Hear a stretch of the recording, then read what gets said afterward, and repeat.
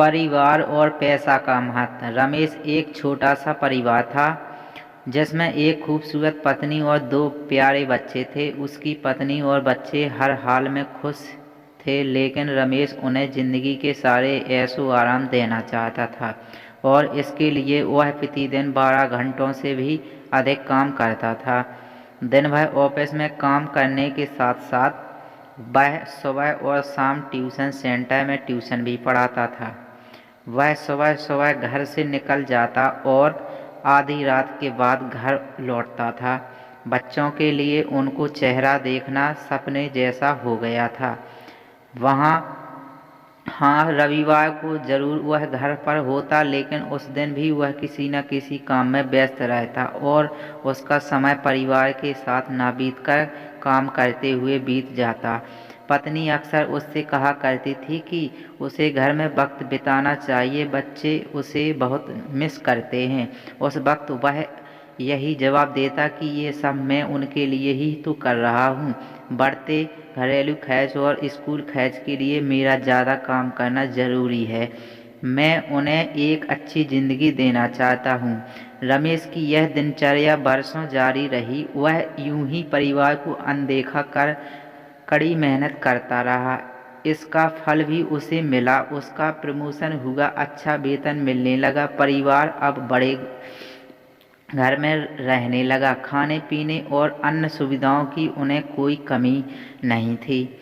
लेकिन रमेश का काम करना जारी रहा। वह अधिक से अधिक पैसे कमाना चाहता था।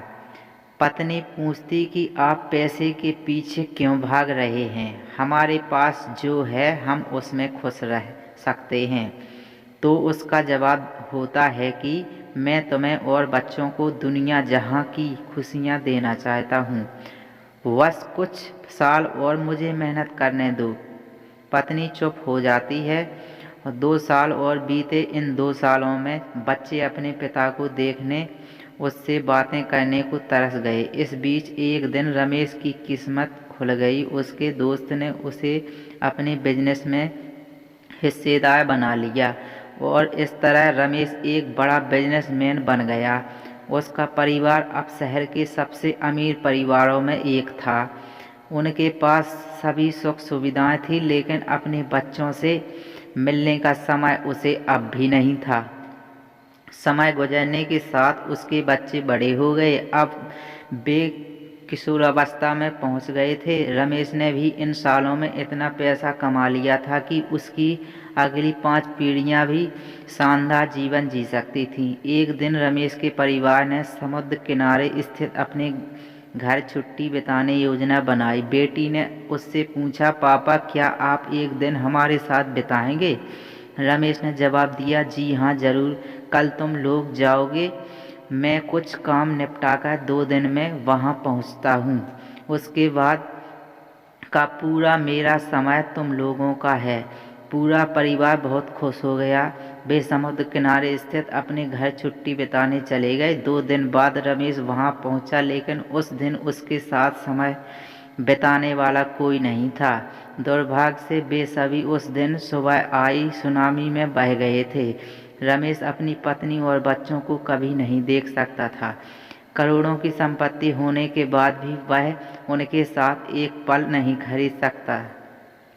वह पछताने लगा। पत्नी के कहे शब्द उसे याद आने लगे। दोस्तों, पैसा से सब कुछ नहीं खरीदा जा सकता। पैसा खो देने के बाद भी फिर से कमाया जा सकता है, लेकिन अपनों को खो देने के बाद दोबारा वापस नहीं पाया जा सकता है। दोस्तों, आपको हमारी ये कहानी अच्छी लगी हो तो इसको लाइक ज़रूर कर देना और चैनल को अभी तक आपने सब्सक्राइब नहीं कर पाए हो तो सब्सक्राइब ज़रूर कर लेना और साथ में बेल आइकन ऑल पे प्रेस ज़रूर कर लेना, ताकि आने वाली इसी तरह की अच्छी कहानी की वीडियो आप तक सबसे पहले पहुंचे। दोस्तों, हमारी वीडियो देखने के लिए धन्यवाद। मिलते हैं इसी तरह की अगली नई कहानी की वीडियो में। धन्यवाद। जय हिंद।